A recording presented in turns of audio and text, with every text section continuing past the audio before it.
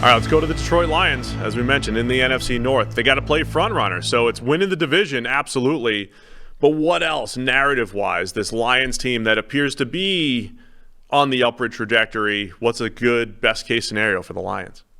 I think really it's just that the linear Madden graph that we keep talking about just keeps going, right? Yeah. It's allowed for teams. Like, it can happen for teams. It's just not always common for players.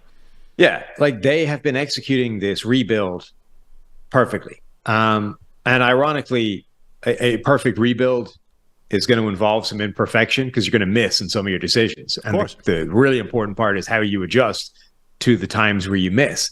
And that, I think, is where I've been most impressed by Detroit. I like the idea of this multi-year process, but when they've missed, they've identified it quickly and they've adjusted and they've gone in a different direction and they fixed it so that it, like, one miss doesn't stall the entire project. So really, they're exactly where they should be right now. They are on the precipice of the playoffs. Everybody loves them. They are now the favorites, I think, for the division. And we all expect the Lions to be a really good team next year. So simply meeting expectations for them, I think, is the best case scenario, right? Is the realistic best case scenario. Being the team that everybody expects the Lions to be this season is their best case.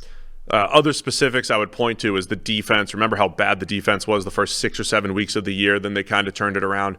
All of the investment that they made in the secondary with Cameron Sutton coming in and Emmanuel Mosley and Chauncey Gardner-Johnson, those guys panning out.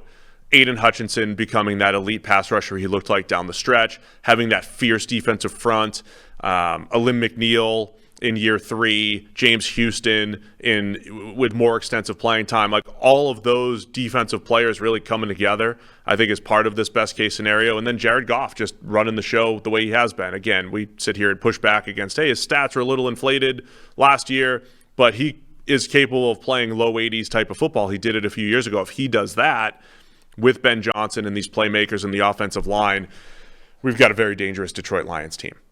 I think part of the worst case scenario, though, is Jared Goff, who graded at 72 last year and had a lot of turnover luck. Grading, like, if he grades at 72 again, I don't know if you can rely completely on all of the pieces around him to get the EPA per play, right? This is the way I describe it. The EPA per play in points are the goal of the offense.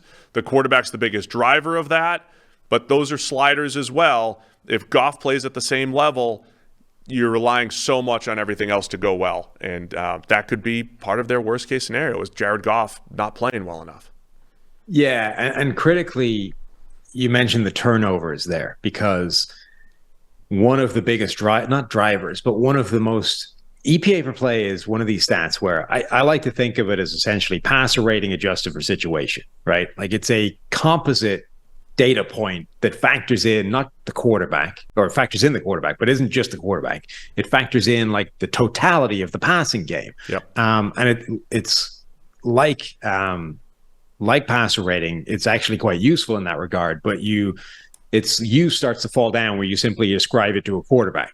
You know, like, X had a passer rating of whatever. Well, yeah, but like, if that was a screen that went 100 yards, then the quarterback's role in that was actually pretty small. It was the receiver adding it. But it's relevant that the receiver made that play. So the passer rating itself is not at the bad number. Like, you hear people all the time go, passer rating is a terrible stat. It isn't. It just doesn't quite, it articulates something different to how people use it. Yeah. So I think EPA per play is similar, but it's better because it adjusts for situation and all those kinds of, like, down and distance and that kind of stuff. But it has similar flaws in that, like, turnovers are huge, right? So there's nothing that will affect EPA per play more than turnovers. So if a quarterback gets lucky when it comes to turnovers, his EPA per play is going to be way better than it should be. And I think that kind of is what happened with the Lions a bit last year. So Jared Goff had a turnover-worthy play rate of 3.6%.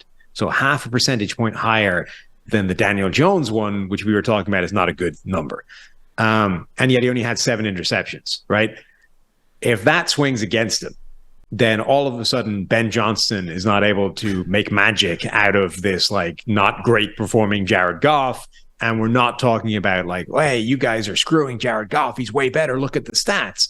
Like, yeah, but like, the whole point of that, the grading is that generally speaking, those stats will revert to the mean in either direction, right? So if that happens this year and Jared Goff remains this kind of 70 grade level quarterback, which is basically where Daniel Jones is as well, right? I.e., a quarterback that we are not 100% sure belongs in a starting job, right? That's effectively the level of play we are kind of talking about, whether it's Daniel Jones or Jared Goff pulling the strings here. I wouldn't put it that far, but they're mid to low end starters, mid tier starters. Right. Which when you're talking about committing big money to them is, I don't know if that guy belongs in a starting job. It's the same level, right? But the point being, if he catches the bad end of luck this year, now everything that this was built on, the Jared Goff narrative, the you guys are too mean to him, the Ben Johnson is a magician, like all of that loses the foundation that it was built on.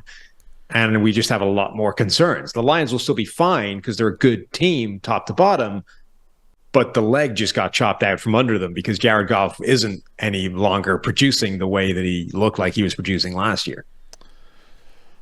Yeah, everything you said. So worst case scenario is Jared Goff stuff and all of the rebuild, the Madden trajectory just levels off or just regresses.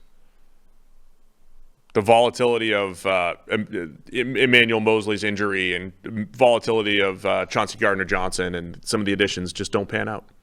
But specifically, and the Lions are a disappointment again. Yeah, specifically, it would be that Jared Goff plays in a way that I think sort of derails the project, right? And now you're like, we thought we were golden. Now we're not sure what to do with the most important position of the game. There's even that where it's like everything's good and they just missed the playoffs again, and it's mostly Jared Goff's fault, and we still have to figure out that position. Right.